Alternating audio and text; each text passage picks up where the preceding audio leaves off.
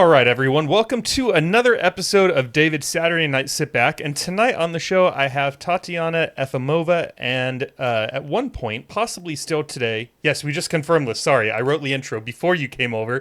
She is a dog parent of 2 fur babies, a real estate agent, and she's a competitive bodybuilder on her journey to becoming a pro. Tatiana is also a world traveler, going to places such as the Dominican Republic, some national parks around Canada, the Caribbean, California, Mexico, while also dabbling in some hobbies such as ballroom dancing. Tatiana, thank you for being here, and welcome to your episode on David's Saturday Night Sit Back.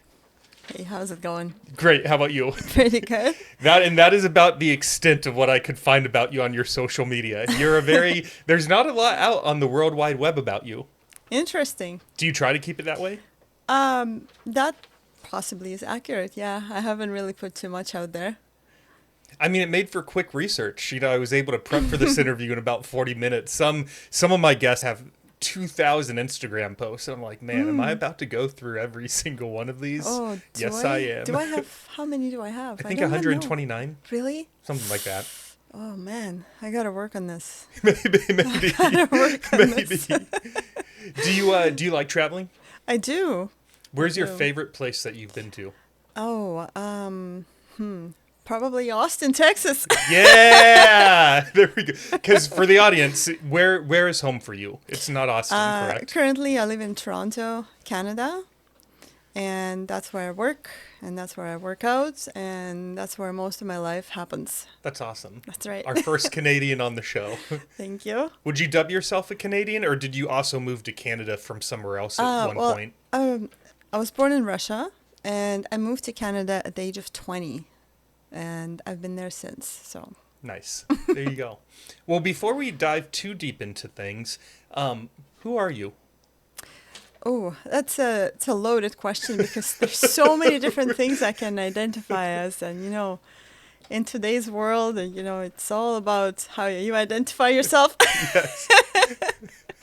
But, well, I believe you invited me over here because you were interested to hear more about bodybuilding world of things. And I have started very recently, actually, about a year and a half ago, I would say, maybe close to 2 years now. And it's been fun, very enjoyable. And I've started noticing changes in my body very quickly because I was kind of, committed to it. And I was like, well, if I'm doing it, I got to do this right. Yeah. So, yeah, we started and we're growing and we're getting better every day. Heck yeah. That's right. Yeah, I like Who Are You because I've been to enough networking events that the question, what do you do? I hate that question because our job is such a tiny fraction of who we are. It's, and I feel like for most people too, a job is sort of a means to an end. It's a way to make money. It's a way to host the podcast, to keep the roof over our heads, to get groceries. But our job isn't really like who we are in the inside either. So I like Who Are You a little bit more. Thank you. Yes. You got to see where'd it go? On June 3rd, 2022, you got to see Jordan Peterson, correct? I did. How was that? Man, you were really digging into it, yes. eh? Yes. Damn, I love Jordan Peterson. It was actually a lot of fun. I went with 2 friends of mine, and we all of us like Jordan Peterson quite a bit, so listened to a whole bunch of his stuff. And it was very, very interesting. We went in Toronto, and it was very good conversation he had there with his guest. And he had sort of a question section in the very end of the show. So he allowed the public to ask the questions that they would reply to in the very end. So that was nice. Nice. Mm-hmm. Do you recall if there is any one thing that you took away from that? Something he said that just really hit you for some reason? From that specific, this was quite a bit. It was almost 3 years ago. Yeah. And I've listened to a whole bunch of his stuff after, so everything might have been mixed up by now. So I'm not going to, I can't really claim anything specific from that show. In general, why are you an admirer of his? I really like how straightforward he is, and he just says it as he thinks. He's just very opinionated. He's got very good thoughts, and I believe he's a fighter for humanity, for the rights of people, and he has very, very good thoughts that resonate with a whole bunch of my friends and myself as well. Yeah. I don't know a lot about him, but one of my friends just gave me his book, The 12 Rules. Yeah, That one. 12 rules of life. Yeah. And I just Yeah. finished chapter 1 today. Yeah. And my friend, he gave me the book, and he hasn't even finished it himself yet. Mm-hmm. And so I feel bad having it. So my plan is I want to finish it in about a month so I can get it back to him as quickly as possible, so then Yeah. he can read it. But it was a good opening chapter. I'm in. Yeah. It was a good pitch. Chapter 1 was about standing up straight, keeping your shoulders back, That's and right. he sort of elaborated on why that's important. And it was a good. I think chapter 1 of any book is almost like the elevator pitch. It's like, well, am I going to read this whole thing or not? And after chapter 1, I'm sold. I'm very intrigued to see what the other 11 rules are and what he has to say about them. So. Well, speaking of Jordan Peterson, I remember specifically I was going through some tough time in my life back in 2021 or 2022, something like that. And just listening to a whole bunch of his podcasts, it was so motivating. And it was just kind of like picking you up from the ground and bringing you back up and kind of, giving you that second thought of how maybe you should change things about your life and how to get better and how to achieve better things for yourself. And that's definitely helping. Yeah, I'm Yeah. glad. I hope it does the same for me. I need some inspiration and motivation It these was very days. So. inspirational. It was great. It was definitely good for motivation. Okay. Good. 100%. There is one band on your page that you posted about multiple times, so I'm going to assume that you're really relatively big fan of theirs. Do you know who I'm about to say? No. Everdream. Oh, yes, of course. I mean, I do have a whole bunch of musician friends, and I wasn't sure who you're going to say, but yes, definitely. Everdream is good friends of mine. So you know them personally? Absolutely. That's awesome. How did you guys come in connection with each other? Originally we met because when the band was just forming, they were looking for a keyboard player, and I happened to know one, so I suggested that perhaps they could get together and start practicing. And it worked out for a little bit for them. So that's how I got to know the band. We became friends. And even though that person is no longer with them, I'm still friends with that band. And they're all really good friends of mine. So that's awesome. Yeah, they are a Nightwish tribute band. You've heard of Nightwish, right? Maybe. The name doesn't ring a bell, but I bet if I heard some of their songs, I'd know who yes, they are. it's really cool, actually. It's great music. They're... basically the singer is the opera singer, and it's very good, powerful voice in opera, and the music itself, it's kind of like hard rock type of a music, right? Yeah. So combined together with that voice, it sounds super cool. And it's a European band, right? Like they're massively huge in Europe. They've played in Wacken Open Air, and a lot of people know them. Like I was growing up in Russia, and we all knew them there. And I was a big fan when I was growing up. So when I found out that, these people in Canada decided to create a tribute band and play all their music, I was so excited. I was like, yes. That's awesome. That's so awesome. It's so hard. Like the music itself is so hard to learn. And they did it. They sound really, really good. Yeah. Oh, man. It's great. You got to so check cool. it out. I will. That sounds similar to this guy right here. His name's Tom Barvik, and he's in a band called Hard Sell. And when they play here in the U.S., they have maybe 50 to 75 people show up. But then if they go play in Europe, thousands. Oof. They're huge in Europe, and I'm almost like, why do you guys even live here? Like, you go live in Europe where all your fans are. But I don't know the history. I don't know how they got here. I just think it's comical that when they want to make money, they just go do a European tour and they're set for a little bit. Mm-hmm. Very nice. Yes. I think I had one other question for you before we get into your journey, which was you made a claim on November 26th, that 2022, that On It gym here in Austin is the best gym in ATX. That was actually true, and we went to. I was with a friend of mine. We went to check it out, and I was quite impressed actually because they had it all, right? Like they had really cool classes, and it was a great workout. Not gonna lie, it was very nice to visit and check it out. So. Since then, I went to a different gym, and I'm also very, very impressed for my purposes now because, but way back then, I wasn't even thinking of bodybuilding. It was just to keep in shape, keep active, and On It was perfect for that.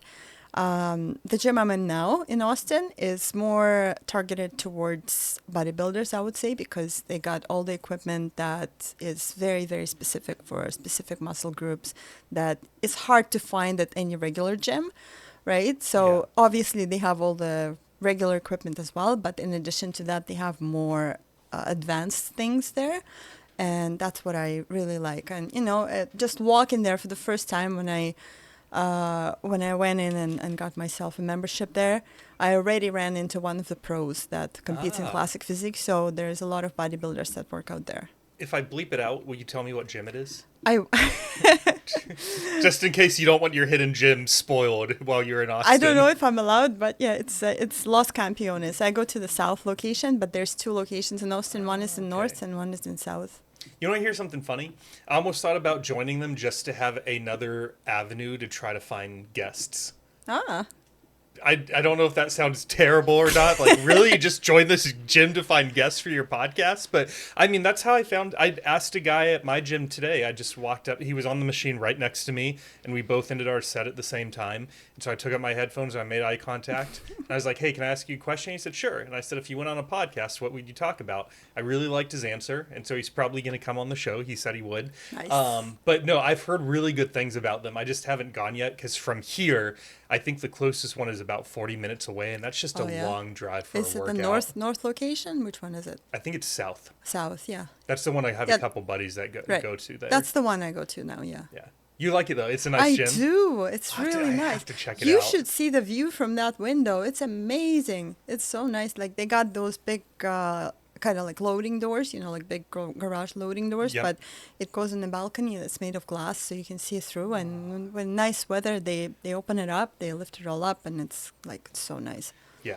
Me and a friend went out and checked out a gym yesterday that just because they had an outdoor area, and they actually had quite a bit of equipment out there. We weren't sure what to expect. We were like, this is either going to be really cool or really sort of sad. And it was really cool. They probably had 5 squat racks, 2 cable machines, and then about 30 different random pieces of equipment. So you could get a solid back, chest, shoulders, legs, all of it. And it was cool having a full workout outside. Sweet. Yeah, except when it's summertime and you're just dying in there. And yeah. Yesterday was perfect because it was about 75 when we went. So it was just right, But yeah, to your point, 100 degrees, I'm good just staying inside. Right.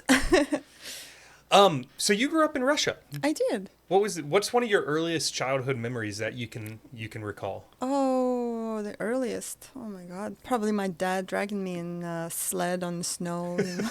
Yeah, that's a good one. I like that one. Yeah. Did you have any siblings growing up? Yeah, I have a brother. Are you guys close? We are. Yeah. He's an older brother. He's 15 years older than me.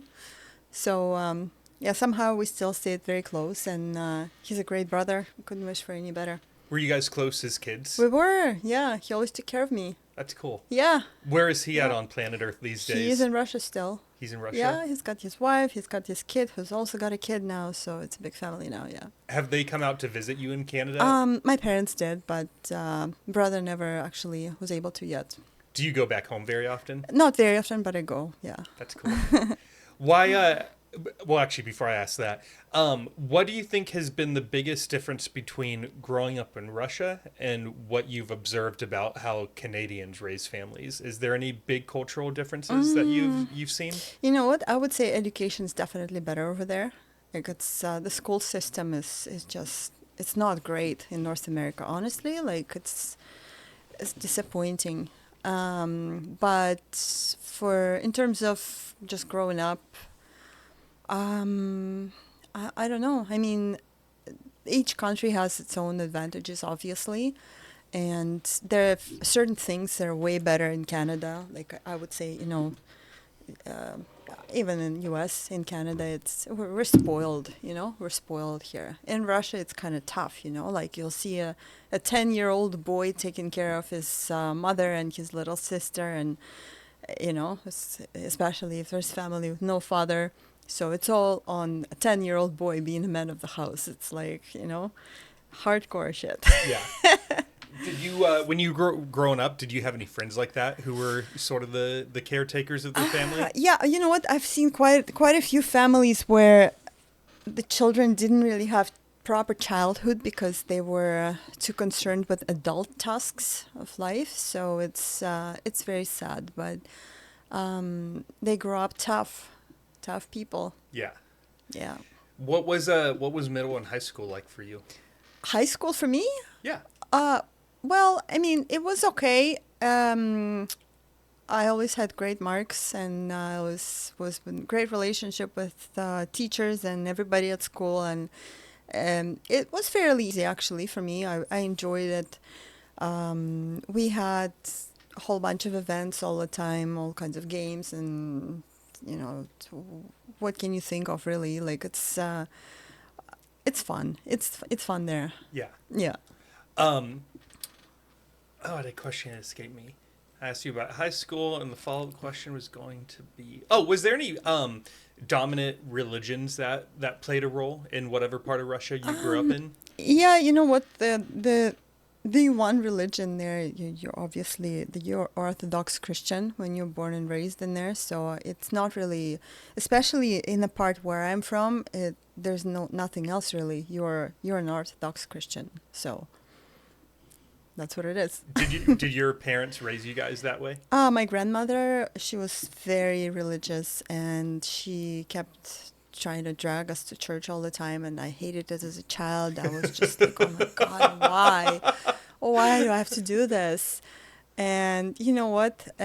Since I've grown up and moved to Canada, and you know what? Like lately, I've been going to church myself, and it's awesome, actually.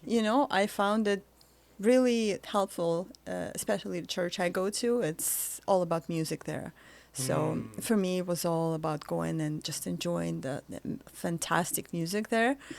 And, it's not just your regular church. It's one of those with a big stage and lights, like you're at the rock concert. Yes. So I love it. I do. Did you have a phase where you weren't going to church for a while? Oh, yeah, of course. And do you think that was just because you needed to get away from it and sort of find yourself outside of it? Yeah, probably. It was between my childhood and between, when I became started becoming a mature adult. There's some point in my life when I thought, okay, if I walk into the church, my feet are going to light up on fire for sure. So, but hey, they didn't. Yeah. So. And how'd you make it from Russia to Canada? What happened there? Ooh, it was just crazy, It's crazy parts of life. It's just, when life throws you around the world, then naturally things happen, and that's how I ended up there. And I just stayed and started working, and, just decided that this is it. That's where my home is now. That was a slightly vague answer. Yeah, maybe. There's a lot. It's too much. So. Fair enough. Was that on accident? Was on purpose? I mean, you could have gone anywhere in the world. Was Canada It's just the way it worked out. Yeah, I would say mostly it was intentional. I did like it. I was looking into US and Canada, and maybe a little bit of Germany. I looked at Great Britain, all kinds of stuff. Australia was fun too. But at the point when I was 17, 18 years old, I started liking Canada, and it was great, It was a good choice, I think. Yeah. Mm-hmm. When you first got to Canada, do you remember what your first impressions were? Oh, I loved it. It was such a big difference from Russia. What'd you love about it? It was just like it felt like the quality of life was a little bit better from from what I used to when I was back in Russia, and it's not the point, like it's not the case anymore because now you can live in Russia, in Moscow, and it's fantastic there as well. Like it's just no different from anywhere in US or Canada. It's the same things. It's not like people are starving or Yeah. they have everything they want to have. They can travel. They can have a very, very nice lifestyle there now. So it's pretty good. Did you visit Australia at some point? I haven't, but a few friends of mine have, and I do have a friend in Canada who is Australian, and I know a lot about it now. Yeah, I really want to go at some point. That's on my bucket list for Yeah, sure. yeah. I'd probably go sometime too. Have you been to any other continents by chance outside of the Canada, US, and... Well, I have two cousins in Germany, so I go there once in a while, and it's nice, but I probably wouldn't choose to live there. Not my thing, really. Yeah. It's nice to visit, but that's about it. Yeah. What'd you do your first couple years in Canada? Were you going to college, or what was going on? Yeah. I was trying to learn the language first of all because it was tough, and I couldn't really right away. I couldn't really speak English right away, so I had to take some time and learn it. And I decided to become a real estate agent. So, so I did. I was selling houses full time for some time, and it was fun. I still have a license, so I still do it once in a while. But I went into medicine since, and I became a paramedic. Then I became a medical technologist, and just stuck with that for some time. And lately, since I started bodybuilding, I also became a personal trainer. So I figured I'm not really gonna have time in my life to do any personal training at a gym, but I can probably do some online coaching for people. So that worked out way better, and I like it. I like it. I enjoy it. I like seeing the results. I like seeing how people change their lives and how it really changed their looks, because we do take pictures before and after and all the progress photos, and it's just they write down the way they feel and how they feel during workouts and how they feel in everyday basis. And it seems like it's working. It's really good to see. What do you think is your so you've been working with a couple of clients, it sounds like. Correct, yeah. What do you what's been one of the have you seen like a common barrier to entry or any kind of resistance, or once people hire a personal coach, are they usually ready to get things going? Yeah, you know what? It's hard for a lot of people. It's hard to start because it's kind of like, I got to change my life now. I got to really commit to something I'm not used to. And a lot of people are very hesitant to start committing to it, and especially paying for it. But when they decide, okay, that's enough, I had it, like I hate the way I look in the mirror, I don't like myself, so I got to make some changes for myself. And that's when they really, they kind of like, okay, I'm going to try this. And when they start paying for it, they have no choice. They actually have to do it now because, otherwise they're wasting their money. So they got to do it. And once they do commit, though, that's when the change happens. Because if you don't commit, if you just say, oh yeah, I'm doing my workouts, but you're actually not doing it, and then you're like, well, coach, I'm not changing, nothing is happening. Well, have you been doing your workouts? No. So, you know what I mean? So now there's a way to track things. I used an app which not just showing the exercises to them, but it also shows me what they've done and tracks everybody's progress. So it's basically, it's an app where I set out the plan for them. So like I prescribe the workouts, right? Like I say, today you're doing this, next day you're doing that, next day you're doing that. So there's a set of exercises, and if they don't know how to do the exercise, there's a video right there, so they can click on the exercise name and the video opens up for them and it shows them exactly how to do that exercise. So I even have people working out from home. They don't even have to go to the gym for that. Some people just work out at home, and they have just basic things like dumbbells and just regular, some people squat with their cat, it's but just regular things that anybody can really find around the house. 2 heavy books that are exactly the same weight, and just set of exercises that will work for your legs, then for your arms, then for your back, and you move on and you get some progress done every day like that, and they can see how they've done it. So they record all their reps, they record all their weight.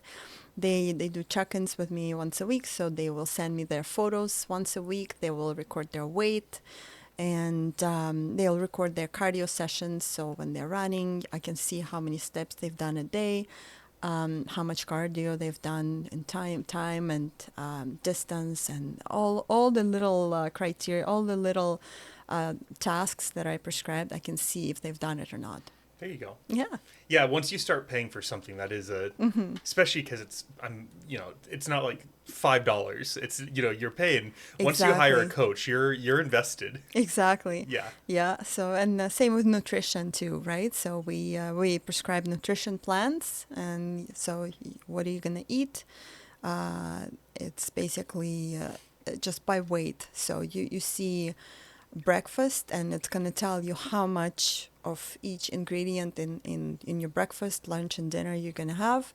Some people have 4 meals a day, 5 meals a day, whatever. It's, everybody's different. There's no blueprint for everyone, right? Like it's always, it depends on each person's body and individual needs. So before even starting all this, we clear out, we set the goals for everybody, and they tell me what they would like to achieve, and we work from there, right? So we would see how much food they need to eat every day, how much exercise they're gonna have a week, and then I write the plan. Yeah.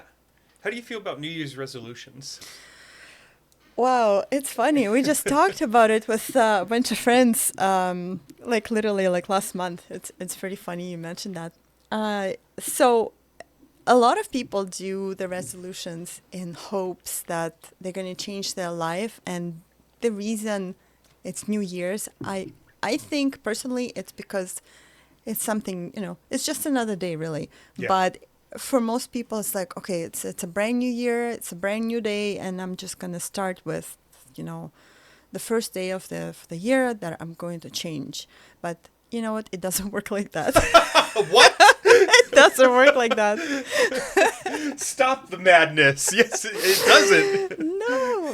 No. Like, just, think about it. You had this lifestyle your whole entire life, and then all of a sudden, just because you decided, okay, it's New Year, I'm going to wake up and I'm going to change everything just because it's January 1st today. Well, but it's Thursday. Why don't I start on Monday? And then Monday comes and it's like, yeah, but like, it's just Monday, like it's maybe nothing Friday. Really. Yeah, I'm not going to do that. So it doesn't work. Like you really, if you decide to change your life, you need to start changing your life, not from January 1st, but like, okay, I'm done. I'm done now. I got to do it right now. And if I don't do it right now, it's never going to happen because tomorrow is no better than today. Yeah. And it sort of goes back to your point that a lot of your clients, like you mentioned, they come to you because they haven't hit a rock bottom. That's the wrong term, but they've hit some sort of point where they don't like that image that they're seeing in the mirror. And that doesn't necessarily come on a particular calendar date. Yeah. We don't know why that day comes, because they probably didn't change that much dramatically from yesterday to today. But for some reason on February 16th, that's the day they decided to reach out to a coach and say, hey, let's get things started. Everyone's got different reasons, right? Yeah. Like some people are getting married in 3 months and then be like, oh, I'm not going to fit in my wedding dress. And some people are, they just decided that, I feel like shit every day and I'm dragging my body to work every day and I can't do this anymore. I'm feeling like crap. I got to change something in my life right now. So can you tell me what to do? And that's how we start. Do you have a different reaction to someone who comes to you with a goal a very specific goal, like I have a wedding on April 1st, versus someone who knows, like, I need to make a lifestyle change that will hopefully last for the foreseeable future? Do you react differently to those two types of clients? So I do, like, somebody like, I need to fit in my wedding dress. Those type of people, it's kind of like a short-term goal for them. Like, okay, I need to do something for 3 months, fitting my wedding dress, and then I'm just gonna go and be myself again. And I understand, like, you're not really seeing it as a long time goal or a long time investment. Sure, like I can help you lose a few pounds now, and you can do whatever you want, or you can also choose to stay on this path and still stay fit and healthy, especially knowing now that it works, that you've achieved this. So why don't you just continue on and be the best version of yourself from now on? Yeah. I like that. That's a great way too. Have you seen some of those clients stay with you when you pitch them the right way and show them that you can make some more progress than you did in whatever time they allotted to you? You know what? So I can't really speak about that yet because I've just started very, very recently. So I've only been personal training since last summer. And I can't really say that, people come and go. Like, so far, all the people that I've started, they're still there. So nobody left yet. There you go. Yes, So, this is yes. good. This is a good track record. That's right. How do you choose real estate as your initial profession? So it seemed the easiest for me because when I came to the new country and obviously I didn't really have an opportunity to go to university right away and, college even. So it was the easiest thing to do because you just have to take a course, you have to get licensed, and there you go. You can go and work. So for me, the main thing was to learn the language and then to be able to know enough of that language to actually pass the course, right? So it was challenging. I had to sit with those massive real estate books and with a dictionary next to me and try to translate all the words I don't know in that book, and then and then I had to write an exam in a different language, so it was very challenging for me. But again, it was the simplest thing to do in that specific situation then, so that's why I did it. And you know what, I can't really say that I'm like I found that this is me, oh my god, I want to be a real estate salesperson for the rest of my life. I don't think so. I mean, it's nice. Like it's fun. It can be fun. You're still working with a lot of people. You're helping people. I've learned how to do all that paperwork very thoroughly, and I'm really good at this. Actually, I'm really good with real estate paperwork, but I can't say that it brings me that extreme joy of like satisfaction of your of it being your job. You know what I mean? Yeah. Like it's more of kind of like a hobby now. You know what I mean? Like Yeah. it's kind of like, oh yeah, cool. Let's go buy a house for you. It's fun, but it's not, I don't really see it as my full-time job. Yeah. Yeah. Do you still do it a little bit here and I there? still have a license. Yeah, I still do a few deals a year. So yeah. How'd you get from real estate into medicine? Well, medicine was just something intriguing for me, right? I always thought, oh wow, it would be so cool to know more about it because like, it's a human body we're talking about, and learning how it works, and it was always fascinating for me, like anatomy and physiology and pharmacology and like all that stuff that's we need to know kind of for ourselves to stay healthy. Yeah. So it was very cool for me to even think about becoming a medical professional. And I just got together with the right people at the right time, and they kind of influenced me to look into it. So I went to the college. I went to paramedic school, and yeah, it happened. Did you work on an ambulance for a little bit? You know what? I tried, and I didn't really find that it was just hard. It was not very good for my mental health, I think. You know what I mean? It was sort of, I spent 3 months on a clinical placement on ambulance. So it's basically the time when you're running all the calls yourself and the mature medics are just sitting there in the corner and observing you, but you're doing all the work basically. So, and it was just kind of nerve-wracking experience for me, you know, and I figured, you know what, maybe it's not for me. Maybe I shouldn't do it.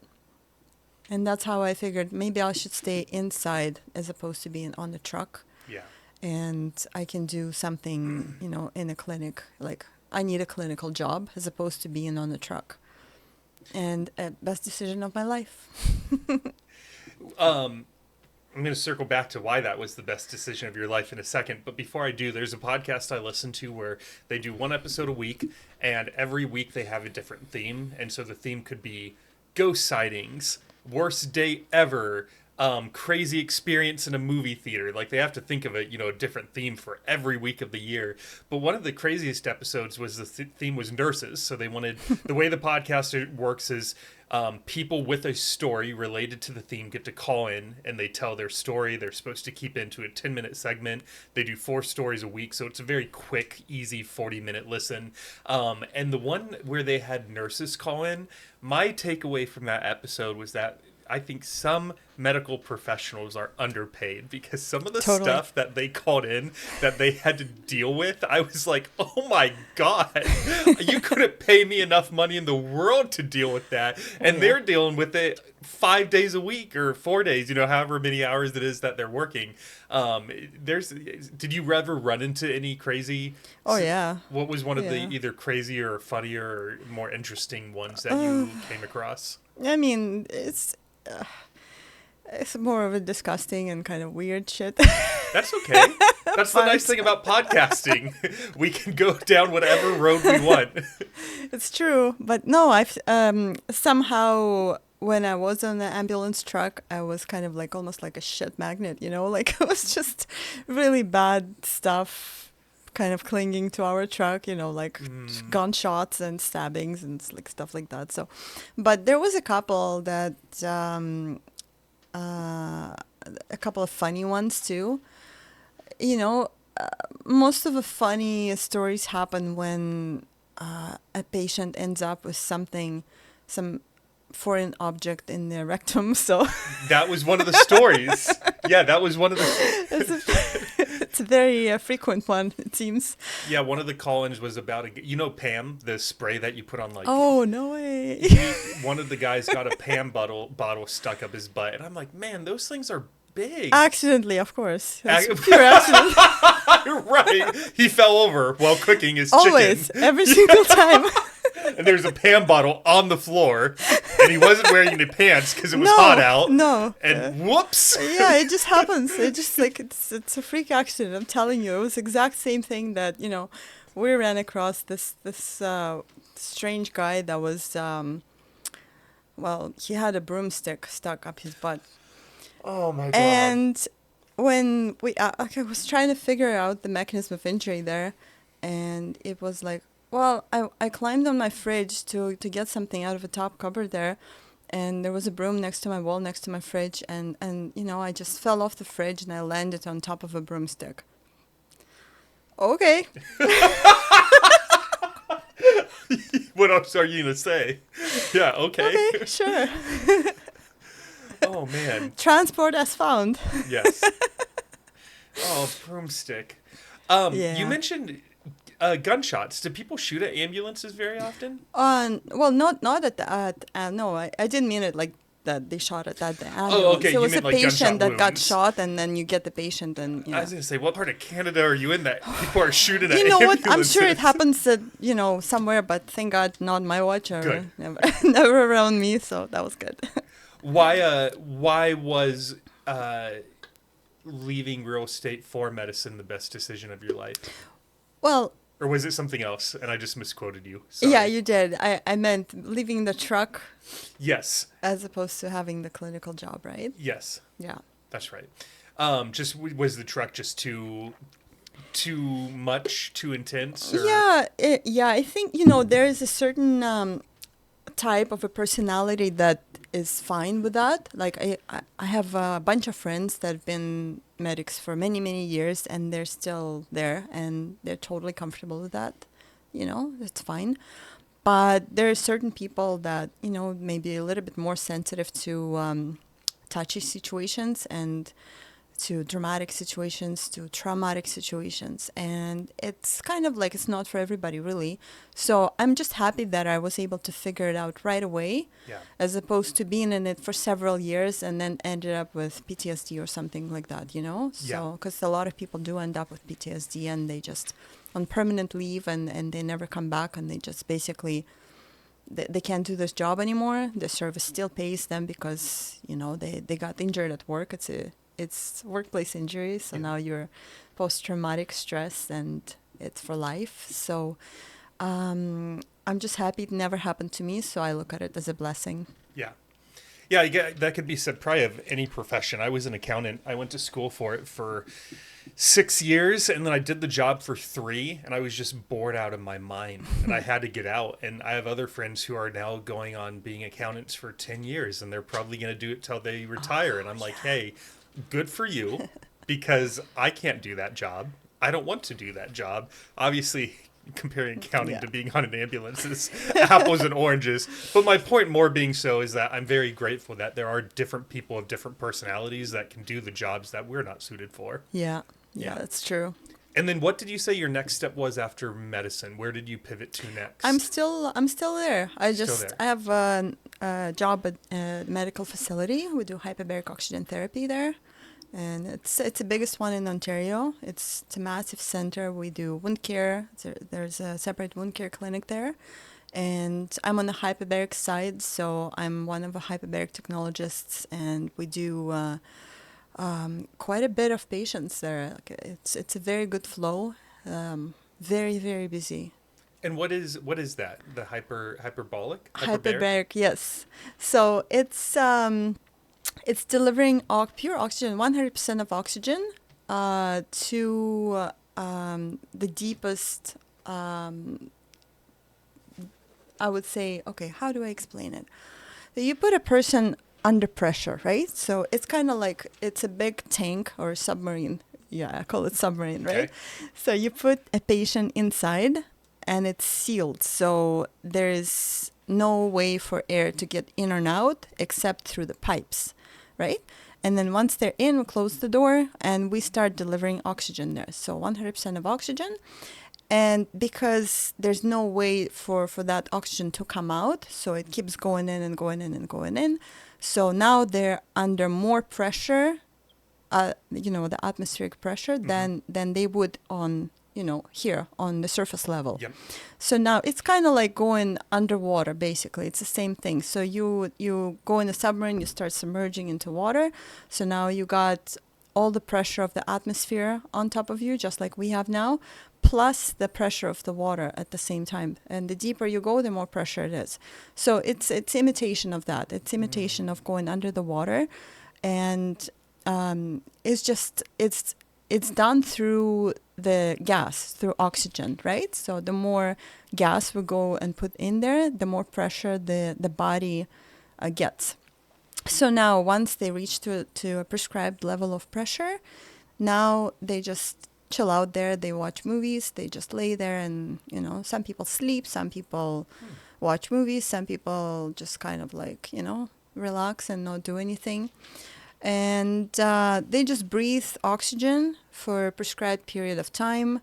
They do get to breathe regular air in the middle of it, just because oxygen is a drug, and it's too much of it can also have adverse effect on the body.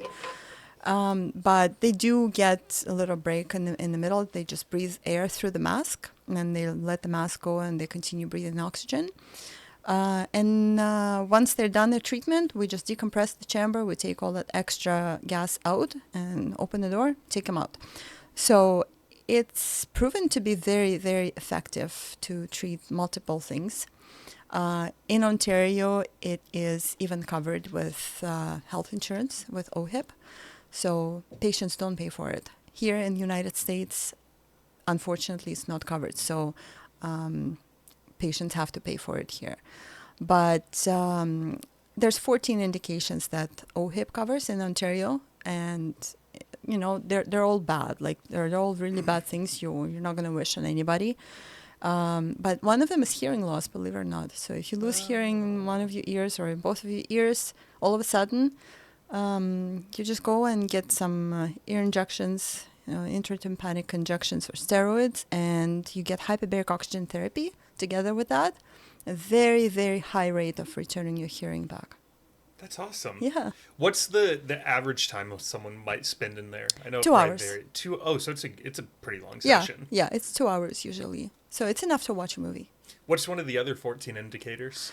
There's a lot of things around the radiation injuries. So people have cancer, right? They go for radiation, and then several years after that, they end up with radiation injuries. So depending on the part of the body that got irradiated, they might have certain injuries to their body. So like, radiation cystitis, proctitis for people who went for, if you had prostate cancer, for example, and that part of your body got irradiated. So now you ended up with radiation cystitis or proctitis. So, it's very unpleasant. It's painful. And unfortunately, there's not much they can do except, hyperbaric oxygen therapy seems to be working and seems to be helping. The same with diabetic injuries. So a lot of diabetic people, unfortunately, have very poor perfusion, especially to their feet. So they end up with ulcers and non-healing wounds and ulcers on their feet. And there's no other way really to heal it as well, right? Because there's not enough blood vessels reaching those poorly perfused areas. So what hyperbaric does is regrowth of new blood vessels, right? Mm-hmm. So because normally that necrotic tissue that doesn't get perfused, it just starts dying out basically. And what hyperbaric oxygen does is it's kind of forcing the oxygen to deeper into those dead areas, right? And because blood is carrying oxygen, so now blood is carrying it towards the dead ends and pushes the blood vessels further. So now angiogenesis happens, so like regrowth of new blood vessels, and they grow into those necrotic areas. Now those areas start perfusing with blood, and the healing happens in that area because now there's more oxygen in there. I'm really surprised that that's not covered by U.S. healthcare yet. I mean, diabetes, radiation, hearing loss. Those are all things that we have issues with here in the U.S. So I'm surprised 100%. That's still considered a specialty, however it's considered. But yeah, there's a whole bunch of stuff that they don't talk about, unfortunately, and we're lucky in Canada, I'd say, because all these patients, they have access to that, and they don't have to pay anything for it. It's just covered. Yeah. Have you ever heard the story of the two people that went to have a picnic next to a river? No. It's pretty, I've heard it's prominent in the healthcare space, but let me tell it to you and then I'll have a follow-up question. So the way it goes is that two friends are going to have a picnic next to the river, and that while they're unpacking their basket and rolling out their blanket and getting their lemonade out, whatever it is that they're eating and drinking, they hear screaming in the river next to them. So they turn around and there's a child drowning in the river. So naturally they drop what they're doing, they run over to the water, they jump into the river, and they save the child. And while they're on shore, making sure that the child is okay, they hear more screaming in the river. There's another child drowning, so they jump in, they get that child. Process repeats itself 6, 7, 8 times with all these children drowning in the river. And as one of the two people is starting to get tired and she's not sure how she's going to keep up with her energy and being able to get these kids out of the water, but also feeling like, I can't let these kids die, how am I going to keep saving them? In that moment of distress, her friend that's with her gets out of the water and starts walking away. And so she yells at the friend and says, "Hey, where are you going?" And he turns around and he says, "I'm going upstream to kick the guy's ass that's throwing all these kids in the water."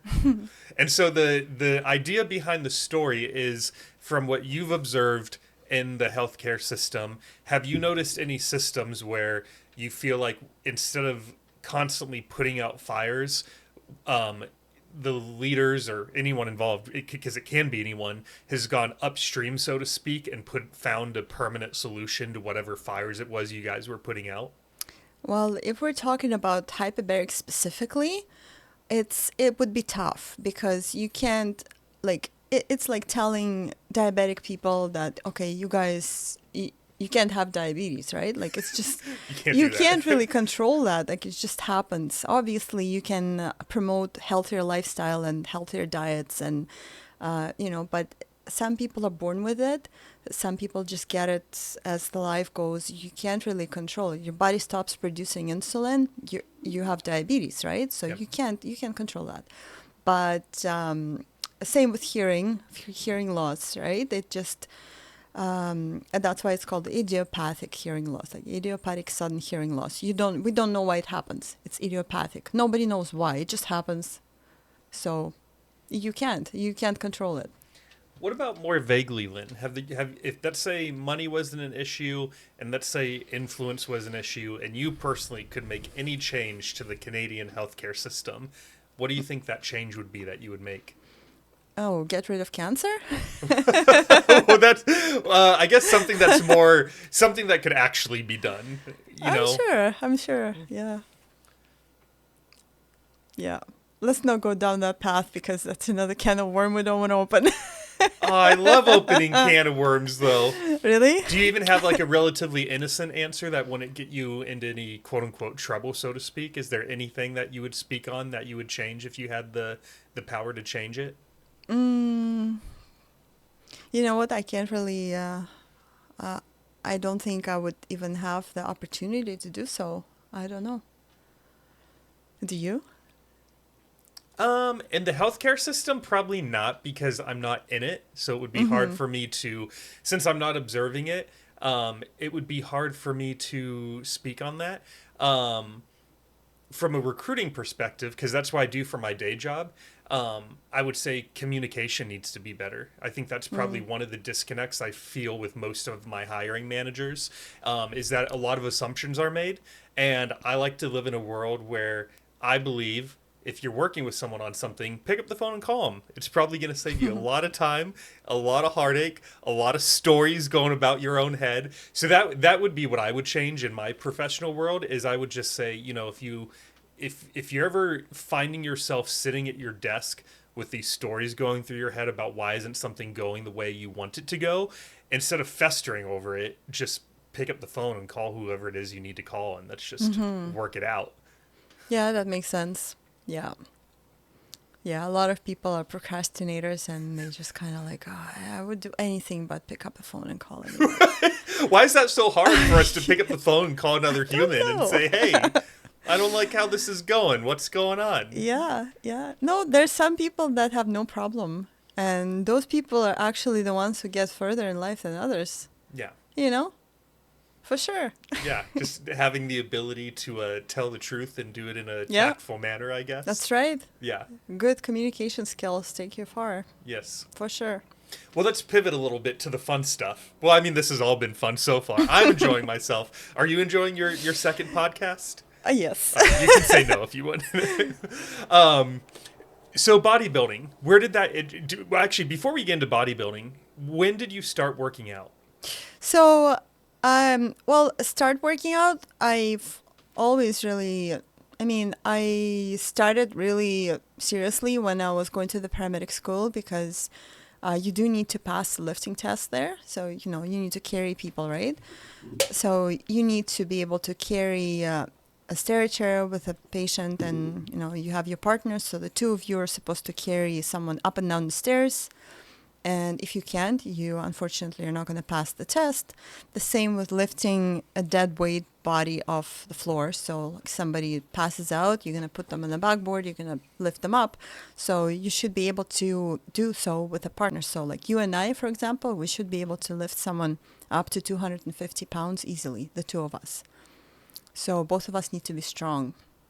How do they have 250-pound dummies, or do they just get Yeah. one of the yeah? Yeah, well, yeah. Obviously, they do for the test purposes. They would put weight, like extra weight, right? Like they would put a dummy and they would put some weight in there, but they would simulate the weight of, the person that you need to lift up and carry. So that would be for your test purposes only. But in real life, it's even worse. Let me tell you, you get all kinds of situations, all kinds of weird shaped stairs and, wiggly staircases and slippery and dirty and, family screaming and yelling and the patient is fighting you while you're trying to carry them. So there's all kinds of stuff happening. And if you can't even do it with a dummy, forget it about real life. Yeah. So that's when I started working out, and I had to basically become a little bit stronger than I was, and I was having a very hard time with that. So I'm glad I started because, that's when I really realized, okay, wow, like you can actually grow some muscle here. Yeah. And it wasn't regular after that, so I was kind of like on and off. I would work out a little bit, and then I would take a couple months off and kind of like just casually go to the gym. And I was into yoga for some time. I was going like 3 times a week. I was just doing yoga, Pilates, and once in a while I was doing like little workouts here and there. But since I met a bunch of people recently, like in the last 2-3 years, that are bodybuilders that are really, really interested in competing and becoming more muscular and stronger and healthier. So, so they influenced me quite a bit. And one of my friends specifically was the one who took me to the very first bodybuilding show that I've seen in life, in like a real life. And I was so impressed. I was like, oh my God, this is lovely. What was impressive to you about that show? So, well, the venue was nice. It wasn't really a small venue. It was nice, big hall with a massive stage, a great backdrop. It was like just, it was huge, just a big, huge event. And my friend was competing in classic physique. So, it's those guys that come out in the black, kind of like very small underwear. Not the smallest underwear. Those are the bodybuilder guys. Those are like pretty much G-string underwear. But the second smallest one, those are the classic physique. It's the same one that Arnold Schwarzenegger was competing in. Gotcha.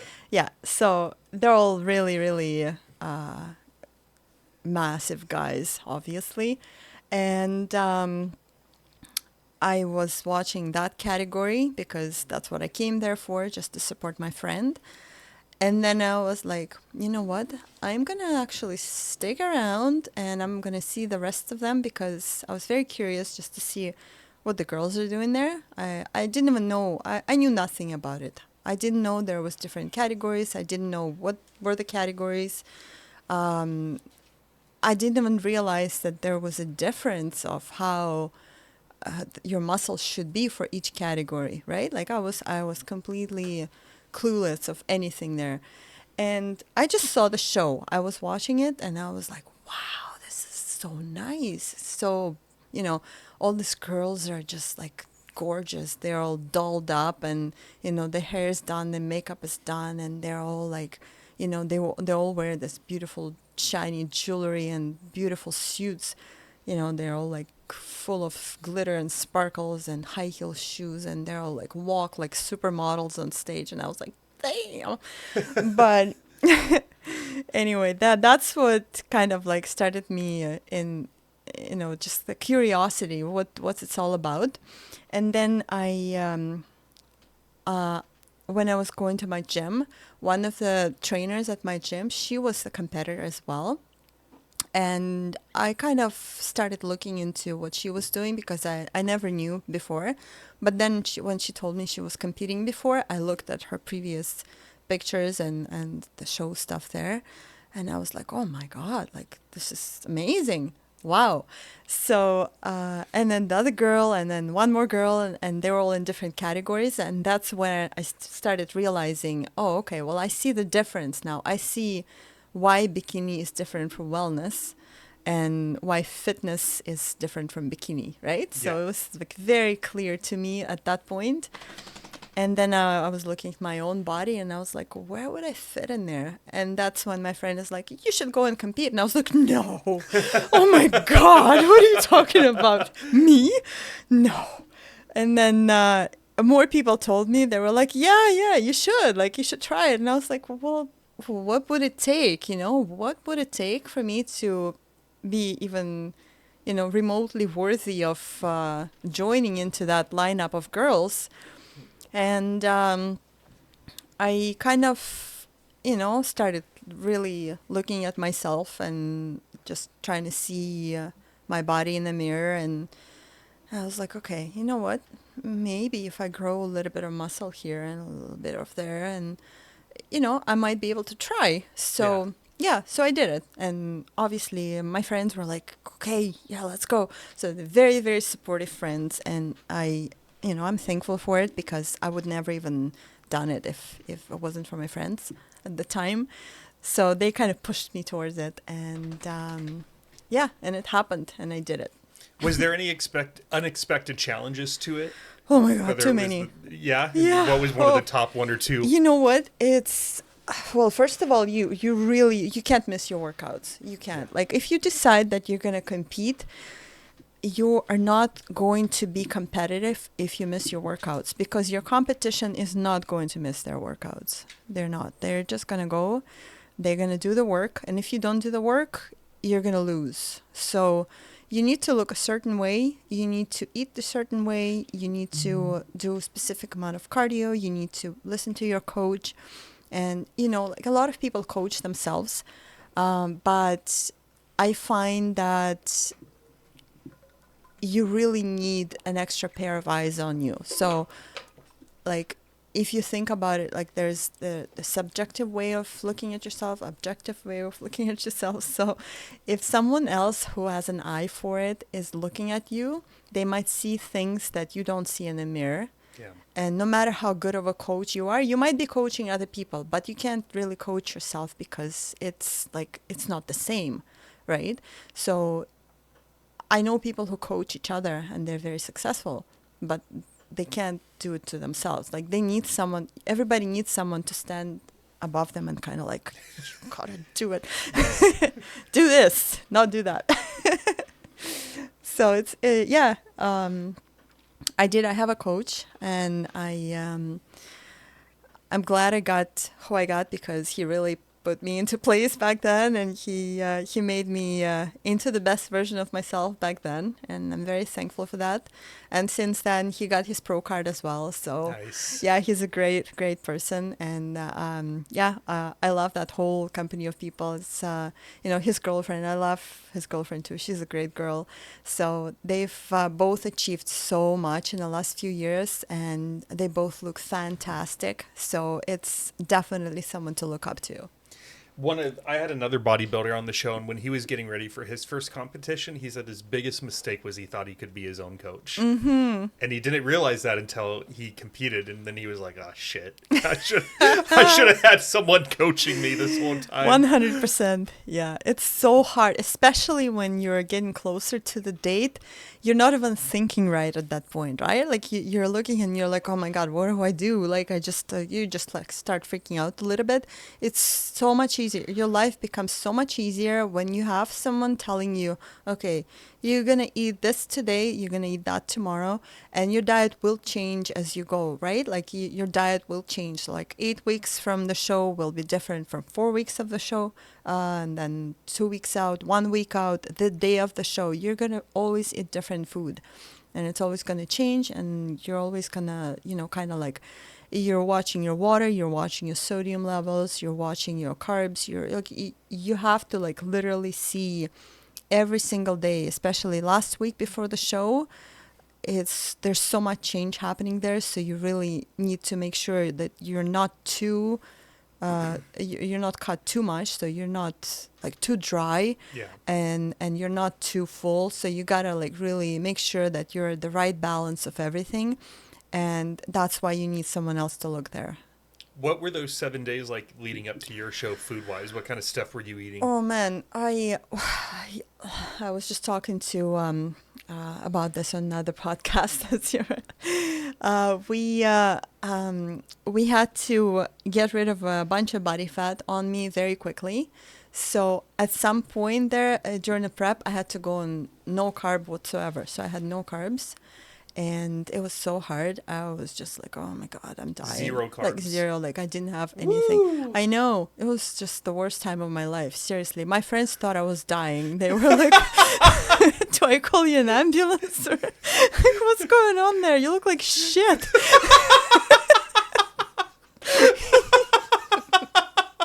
Oh no. Seriously. You're like, come on, I'm 4 days out. I look great. No, I mean, it got better towards the end. Like when you're like a few days before, you actually do start eating carbs because you need to get fuller. But to get rid of everything and get right to up to that level right before, that was tough. So I wasn't allowed to eat any carbs, and I was like, there were days in my life when I was just like, I just want one grain of rice. I just want one. That's it. Yeah. I can do it. So, yeah. But we did it. We got through it. I'm still alive, and I don't look like a ghost anymore, so that's Still nice. alive. Did you have a celebratory meal after your first show? Yes. What'd you have? You know what? It's funny you should ask because we went straight on vacation. Like the very next day, my good friend and I, we're like, okay, we went to Mexico. So right as soon as I got off the stage, the very next morning, I was on a plane to Mexico, and there was an all-you-can-eat buffet, as you can imagine. With lots of carbs. With everything. So my friend was just sitting there like this and watching me eat. And he was like, how the hell does it all fit in you? He would finish his meal and he would just sit there for an extra half an hour just watching me eat. And it was just ridiculous. But you know what? I was very careful though, because there is a thing, as you're supposed to reverse diet after your show, because if you go nuts right after, you're gonna feel like shit first of all, because your metabolism is so slow, right? Because you were slowing it down for all this period of time, and you can't just start loading yourself with shit, especially shit food. Like I see people eat like massive amount of burgers and pizza and fries. Now it's just like all this, like greasy, disgusting stuff that, and it just like they eat so much of it right away, and then they feel like crap right away. Well, obviously you're gonna feel like shit, but you feel like shit when you're a normal person eating like that. Yeah, exactly. But lucky for me, I'm not even attracted to that type of foods. So I was eating quite a bit of food the very next day after my show, but I was eating like good food that's easy to digest, right? And I was trying to kind of like be careful not to overeat, even though for the first 2 days I definitely, I ate way more than I should have. But then I was like, okay, I gotta slow down, because I can't do this to my body. Yeah. But you know what? I gotta say though, I looked so much better. My body looked so much better like 4 days after the show than I did during the show. So that made me kind of question, okay, maybe I should have done something different like leading up to the show, because my muscles were like really round, and like it was just like way better shape. And I feel like I might have scored higher if I was in that shape on stage that I was 4 days after my show. So yeah, it just makes you think, okay, how do I change things for the next time? And like now, like first time you don't know how your body is going to react to certain things and adjustments. But once you've done it a couple of times, you know that even if you eat a whole bunch of carbs, you won't get fat, like you're not going to overdo it. If you do it for a couple of days, you're just gonna probably get a little bit more. It's just gonna look like a little more pump, right? Like you're gonna be more round, Yeah. but you will still stay thin. Like you're not gonna gain so much body fat right away. So that might be something to change a little bit for the next show. As you were going through that process of getting ready for it was the King Kong Classic that you did, right? I did, yeah. I did that one. As you were going through the process of getting ready for it, and then you competed in it, and then afterwards, did your perception of how you see yourself change at all? You mean like a person or how? I don't know. I don't know if I know what I mean. I guess, let me try to frame it this way. For me, because I've never competed, I've never gone through any kind of crazy change over a couple months or a couple of weeks span. It's more so just observing, like, all right, did I get a little stronger than last week? If I didn't, if I got weaker, why is it? Did I not give myself enough rest time? But everything's, I guess you could say, very steady. I haven't seen my body go through any crazy changes in a short period of time. So when you go through something like that, do you feel like you become more confident? Do you get a healthier self-image of yourself, a worse self-image of yourself? Do you see yourself see your body go through all these changes over a year-long period, and that almost changes your relationship to yourself? Yeah, probably. Yeah. I'd say that accurate because right after the show and, as I was in Mexico for a week, I was like, wow, I feel great right now. Like I'm not starving anymore. I feel so good and I feel so strong and, I got so much muscle and it just feels great. I feel lovely right now. So yeah, you look in the mirror and you're like, yeah, man, like that looks really nice. So it definitely gives you more confidence, definitely feel a lot healthier and stronger for sure, and it gives you more motivation to continue on and not stop. So definitely want to do more, definitely gonna try. I know that I need to grow a little more muscle, so as of right now, I didn't do too bad because I did very first show I got fourth place in my category, so it was kind of nice because I didn't really expect to even place there. So getting in the top 5, I was kind of like, okay, well, maybe I'm not so bad, maybe there is a chance for me to get a little bit further in this, Yeah. And from what I know about bikini category now is that I definitely need to grow a little more to become more competitive there. Like I'm not quite at, competing for the pro card level just yet, but I'm going to get there eventually. So far, they've, they did something new this year. So they've created a new category for bodybuilding for the girls, and that's called Fit Model. So it's brand new. They just started it. They've done a few, I think maybe 3 or 4 shows now with that category in. That's going to be, I think that's going to be the next big thing now, because all the girls who are not quite at the bikini category level yet, they will be going in there because now it gives them chance to compete before they have grown more. And they took a photo, when they came up with the category, they took a sample of Ashley Cotwasser from, I think, 2012 or 13, when she wasn't as built up just yet. She still looked absolutely amazing, but very different from what she looks now, right? Like if you look at her now and look at her back then, you'll definitely see what I'm talking about. But they want this fit model. They want the criteria to look what she looked back then. Like that's what she looked like. So there's no visible tie-ins between glute and hams. So like no glute ham tie-ins. They don't want to see the cap shoulders. So they just want to see a little bit of roundness on the delts, but no cap, right? So not overly developed there.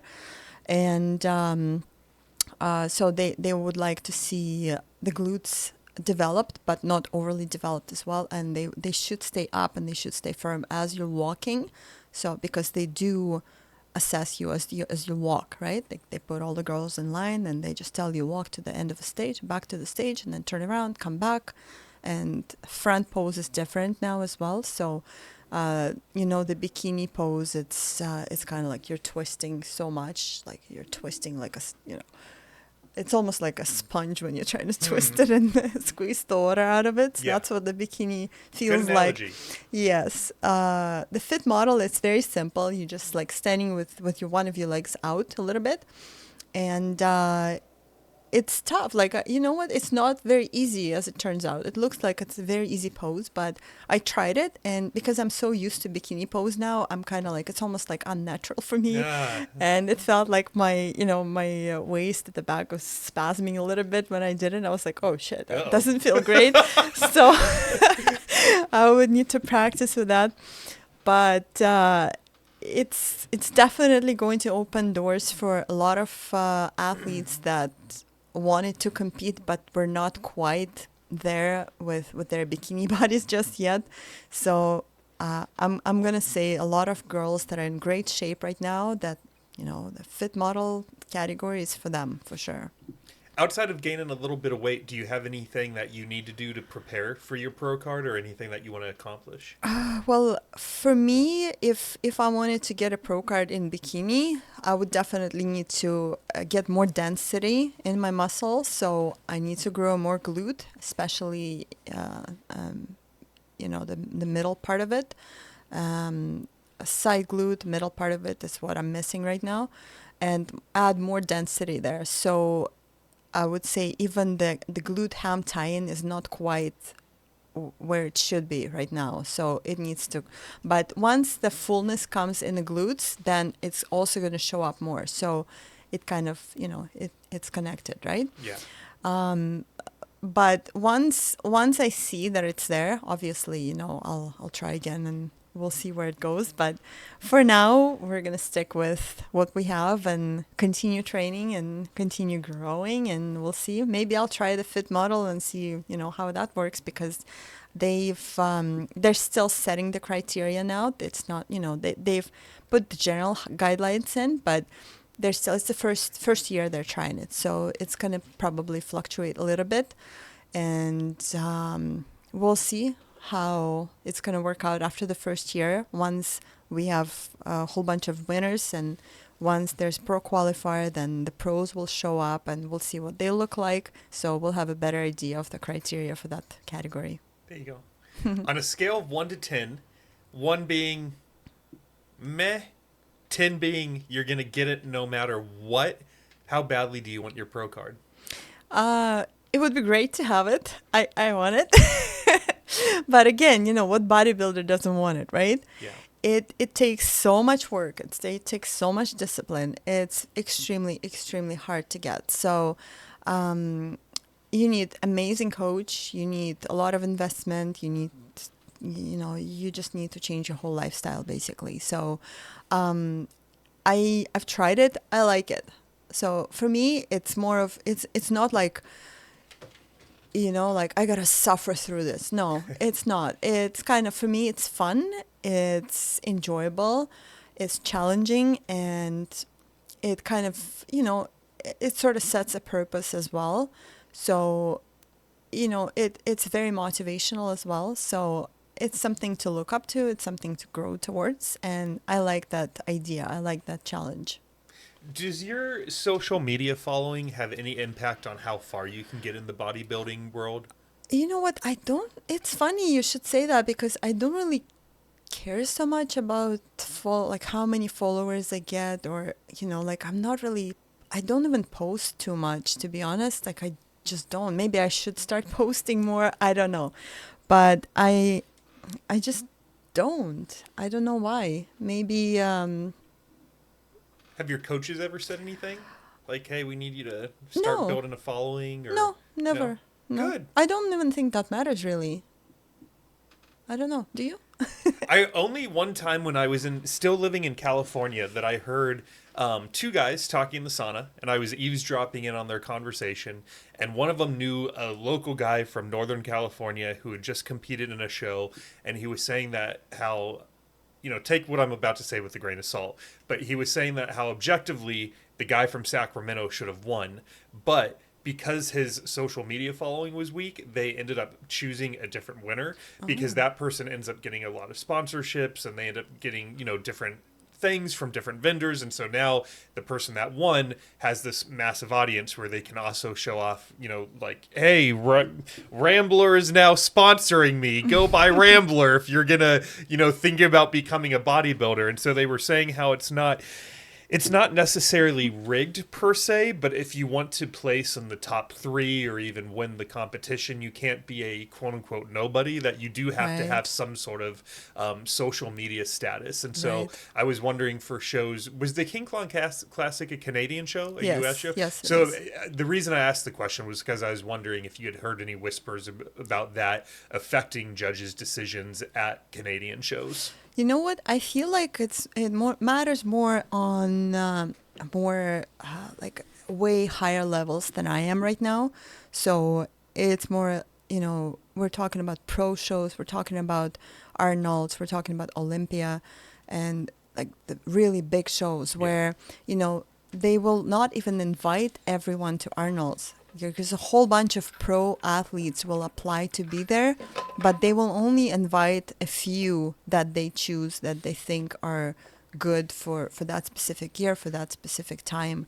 And like if you look at all the athletes that are competing this year, which is going to actually happen in the end of this month in Columbus, Ohio, I'm actually going to go there. I have a VIP ticket. So. Nice.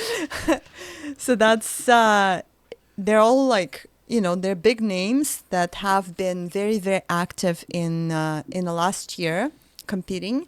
They've done a lot of shows. They've placed very high. And those are the athletes that are going to invite for that year, right? Olympia, you just basically you just have to qualify to be there. So that's another level of hard. So you're gonna be a winner of the winners to be there, right? Yes. And for to win that opens up another massive responsibility, because right now you're the face of this world. Like you're the face of this whole division of, like right now, last Olympia winner in bikini, Laura Lee Chapados. She's a Canadian girl, by the way. And I don't believe she's coming to Arnold's right now even, because she's so committed to, like she does so many conferences now. She does a lot of workshops. She travels so much right now to bring some value to the athletes, to help out the new athletes, the new pros to get better, to move further in this. So it's a responsibility. Yes, you're going to be sponsored by a lot of companies as well, and she has a massive following, obviously. So someone like that, it probably matters to have following on social media, 100%. But for a small little grain of sand like me, it's probably, I'm not quite on those levels. So, I hear you. If once I get to the pro level and if I want to move further, that probably will matter. Yes. Yeah. I'm gonna ask another vague question. Sort of.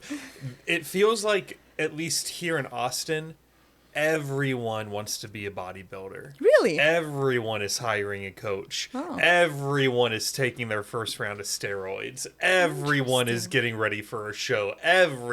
You throw a stone in the city and you're hitting someone who wants to compete. Are you seeing something similar in Toronto, or is it not as prevalent there? You know what? I can't really say like everyone wants to compete and like absolutely everybody is into bodybuilding. I wouldn't say that, no. But there's quite a bit of people that are interested in this for sure. And again, it depends who you're talking to, right? So if your circle of friends are all the gym rats and they're all working out constantly, so yeah, you can reasonably expect that some of them are going to want to compete. Sure. Yeah. But like, which gym do you go to? That matters as well, because there are certain gyms that bodybuilders just go there because of equipment there, right? Yep. So we have a gym in Toronto. It's the biggest one in Ontario, probably, that all the pros train at, and even the pros that come from overseas, whenever they visit, they go there because everybody knows that's the gym, right? Yep. So far, when like I was just telling you in Austin, the same thing. The reason I went to Los Campeones is because I've researched it, and I was like, okay, that's probably the best place for me right now for my needs. My current needs, that's probably the best place to be. Yeah. Yeah, you make it. I do bounce between about 5 different gyms, and I think that's part of the reason I've noticed it is because if I was just going to one gym and it felt like a lot of people were competing, I'd just say I'd chalk it up to like, oh well, it's something about this neighborhood, or whatever.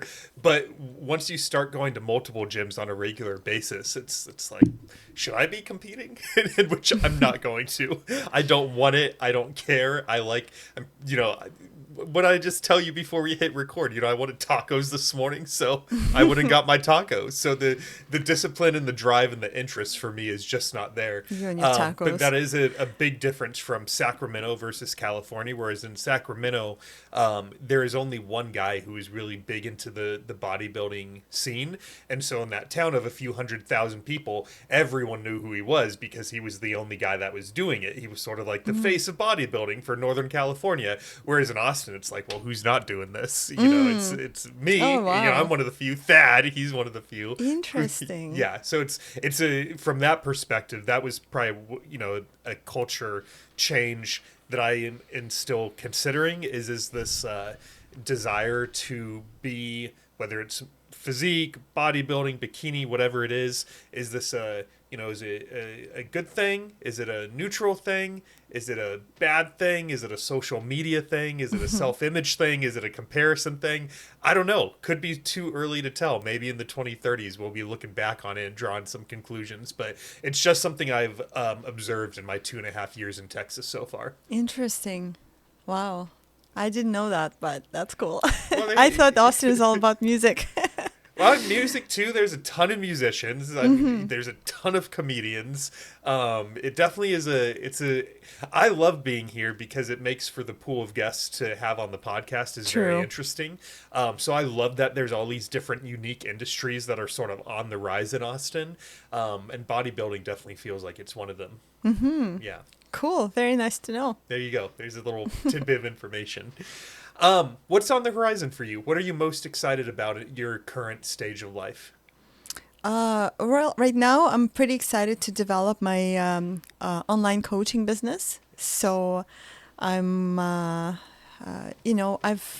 tried it for a little bit. Like I said, since summertime, I've really tried to develop it, and I find it extremely satisfying. I actually really, really enjoy doing that. So I think the reason is because I've seen how it actually works, like I've seen the progress of people, and I can see that, I can create a program, I create a workout routine, and I create a nutrition plan, and the combination of those, as long as they follow it, the combination of those actually works.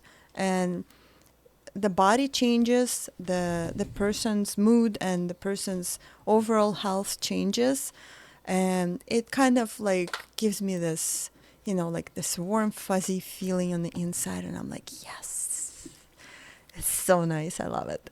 So I would like to kind of proceed with that and develop it a little bit more, possibly create a kind of like a whole separate social media for it, maybe one day, I don't know. But I do want to to get better at it. I want to help more people with that, and yeah, definitely wanted to get bigger and see where it takes us. I have something to tell you you'll appreciate. I have a friend that moved here a couple months ago, and he wanted to get into the gym. And so I've been working out with him pretty regularly. And because it's newer to him, his strength and his ability to do different things is just going like this right now because he has those newbie gains. And it's super exciting to see someone who has not been as involved in being as active as you and I have to then completely jump headfirst into it and just see that excitement they get when they see their muscles growing, when they see what they can push increasing in weight. Like it's just such a fun journey to be a part of. For sure, yeah. You get from you get a person who doesn't even know how to use certain equipment at the gym to the level where they're like, without even thinking, it's time to put more weight because now I can push more weight. It's great. Yeah. What would be your elevator pitch to why someone should hire you as a coach versus anyone else that's running a coaching business out there? You know what? I would say because I actually care. Not that other people don't, but I actually genuinely want to see the progress as much as the client would.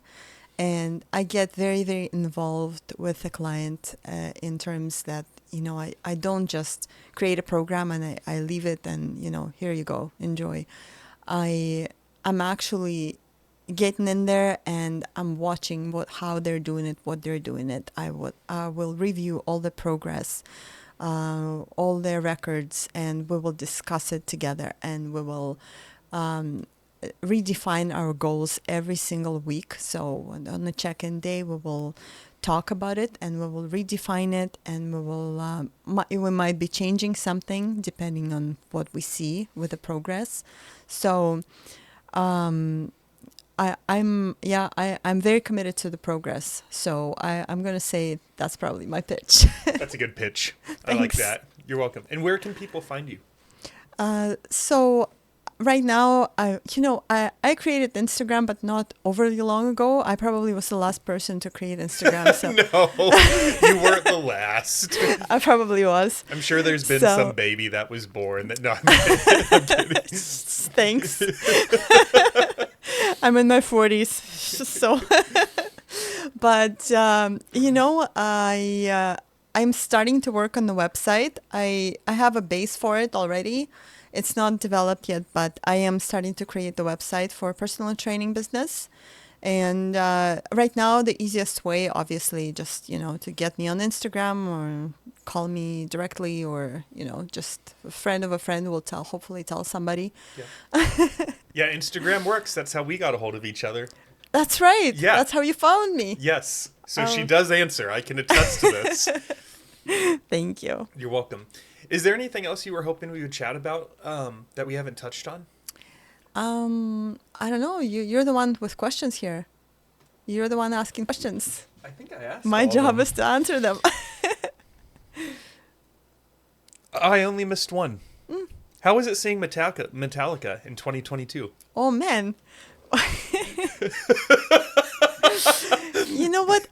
You're very, very sneaky, and I hope in a good way. I'm just impressed of your ability to research and find things, and you know what? It's good because I'm kind of the same way. I'm like kind of like that secret FBI agent that, I can find pretty much anything about anybody if there is something to find. Yes. So, yes, I did. But you know what, though? It wasn't the only time I've seen Metallica, not just in 2022. I have seen them before and after. But it's one of the times I went, and I was lucky enough because a friend of a friend got us extremely close to Metallica. We were just like pretty much right where they were. Heck yeah. Going down in between the songs. That little sound booth there. Yep. So that was cool. That was very cool. And I love those guys. Honestly, it's a great bunch of guys.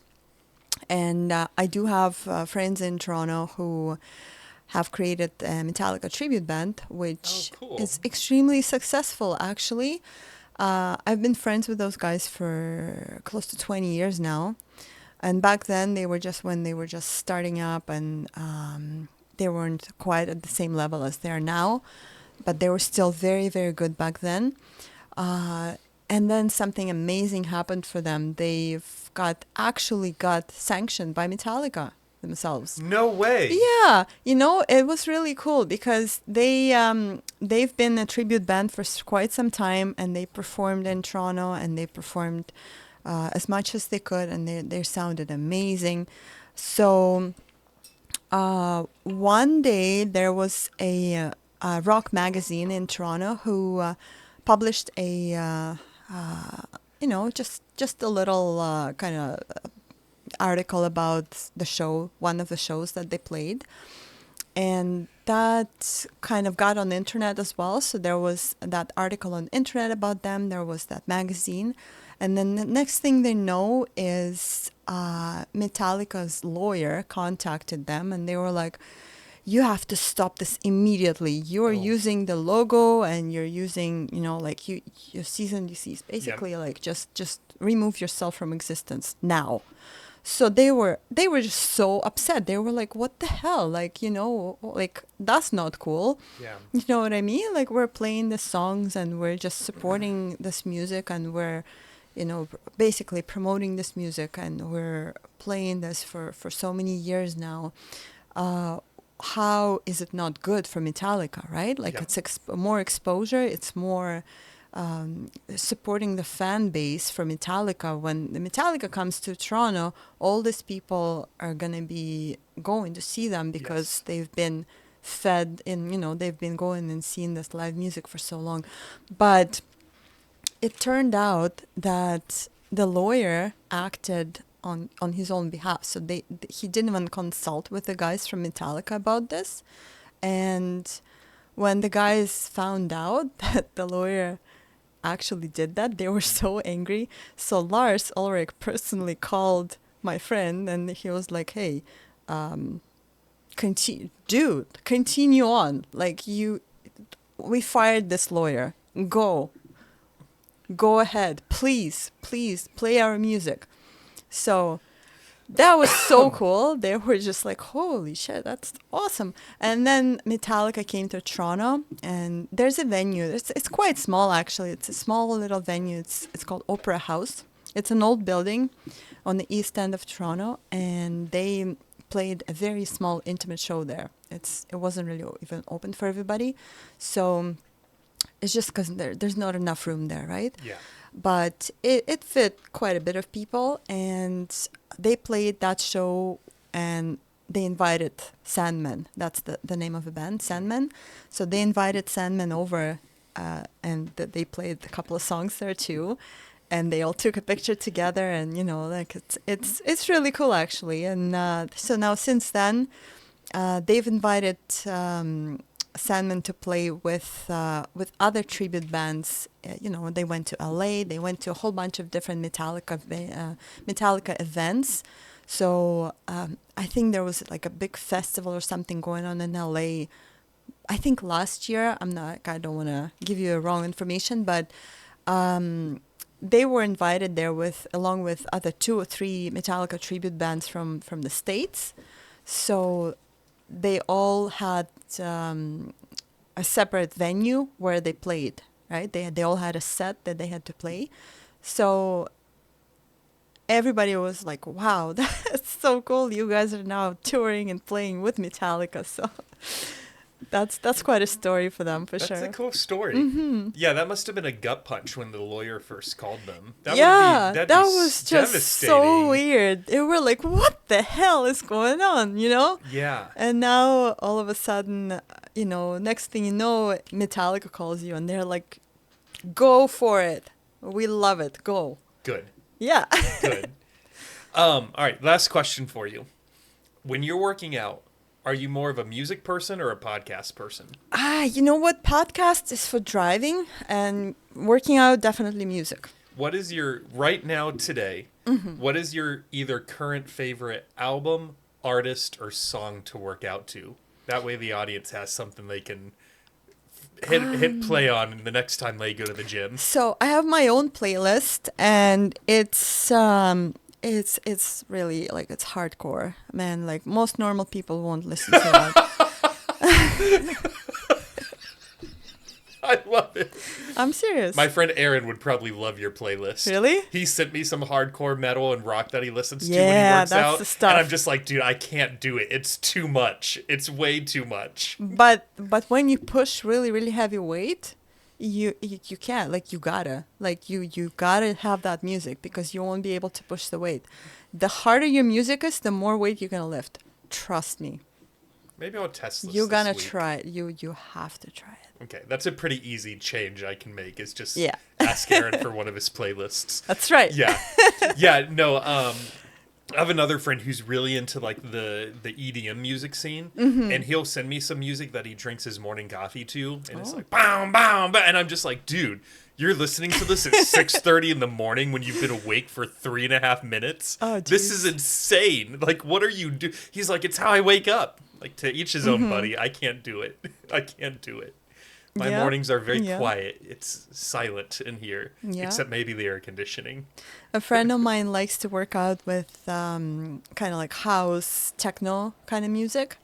She's also a bodybuilder in bikini, so and she finds that's the best for her. So everybody's different, right? Like something that I will listen on a regular basis, probably someone, most people won't listen ever. Yeah. So When you're driving or traveling, what podcasts are you listening to you know these what? days? All kinds of we talked about Jordan Peterson before, so I would listen to some of his stuff. Joe Rogan is fun. Joe Rogan is always fun. So, bodybuilding podcasts, there's a whole bunch out there that they keep adding new episodes constantly, so you just gotta always have that new episode on and listen to what they got to say. And I have my favorite ones there for sure. So it really depends on the mood, on what's going on out there. So somebody could tell me, hey, you gotta go listen to that podcast, so I will go and listen to it. There you go.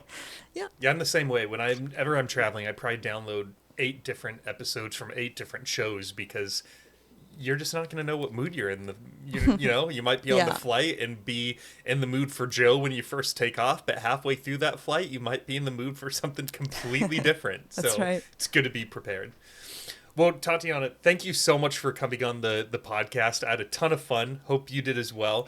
To the audience, thank you guys so much for tuning into this week's episode. I really appreciate it. If you enjoyed this, please do me a favor, which will take 0 of your money and only 2 or 3 minutes of your time. If you listen on Spotify this afternoon, go to Spotify, go to the very top of the DSNSB homepage, leave us a 5-star review. If you listened on Apple Podcasts, if you scroll down past about 10 to 12 episodes, you'll also see a place where you can leave a 5-star review. And if you watched/listened on YouTube today, do me a favor and subscribe to the channel. And if you guys do the small favor for me, I will promise to keep bringing an awesome guest for you so that we can bring some motivation, some distraction, whatever you need on a week-to-week basis to your ears consistently for the foreseeable future. With that being said, you guys, I hope you have a healthy and happy Saturday night, and we'll see you next week. Good night, everyone.